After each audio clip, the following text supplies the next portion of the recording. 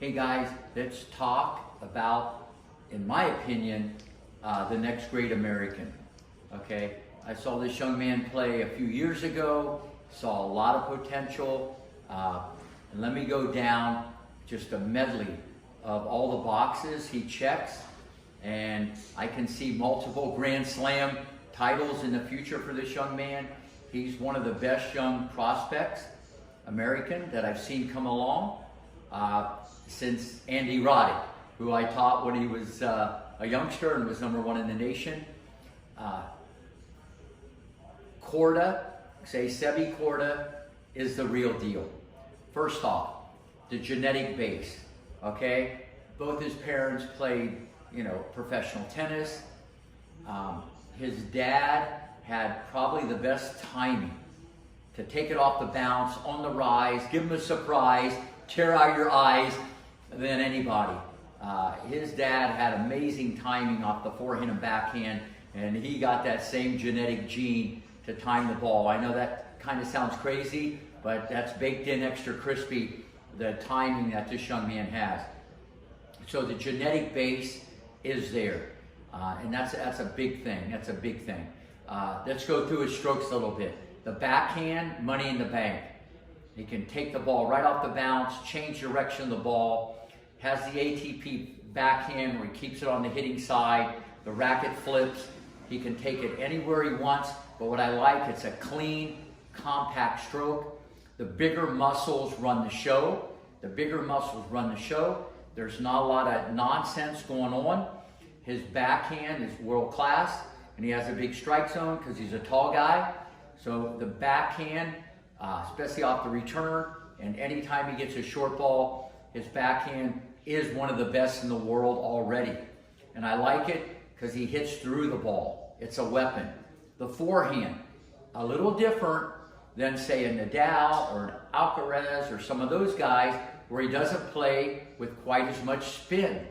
Okay, this could be a positive, and this can also be a negative. Because once in a while you got to absorb power, you got to negate, you got to grab the ball a little bit more.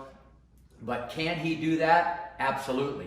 It's just that he has a cleaner grip. Okay, he hits through the ball a little bit. That's why his game, in my opinion, is going to be great on all surfaces, even at Wimbledon.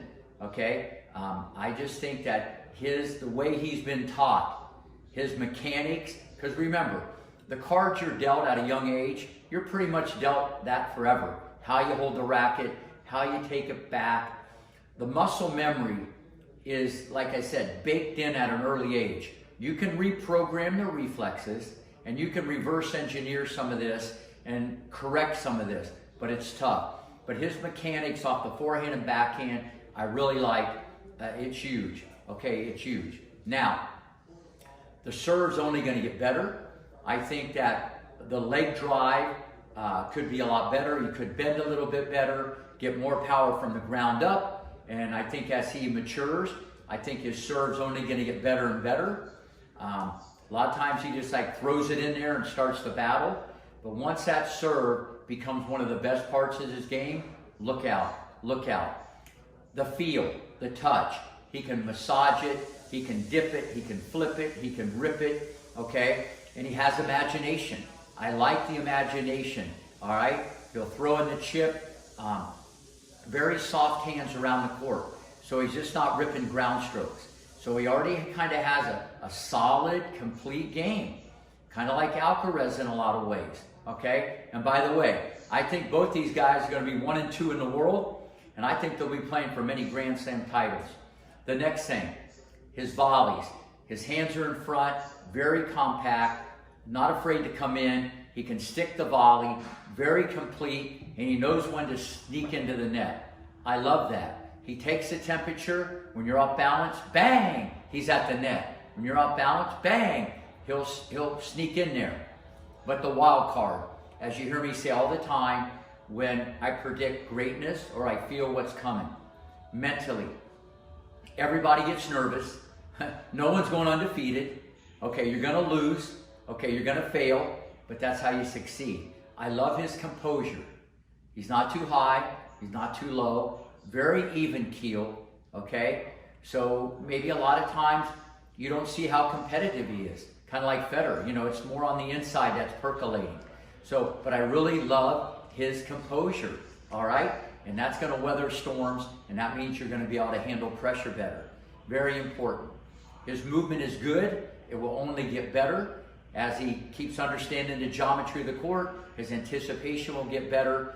His makeup speed maybe isn't as good as some of the better players like Nadal and Djokovic, okay, and Alcaraz, but at the end of the day, he's very authoritative off the ground. He's going to be running the show. He's going to dictate. He has a complete game. I see greatness on the horizon, okay, for Sebby Korda. I see it. Like I said, him and Alcaraz are going to be the leaders in the clubhouse, but what I'm pumped up about, he's an American. He's been well taught, okay, very even keel, and I predict he's going to become the next American to win a Grand Slam, and he'll be one of the best players in the world, maybe even a lot sooner than what you think.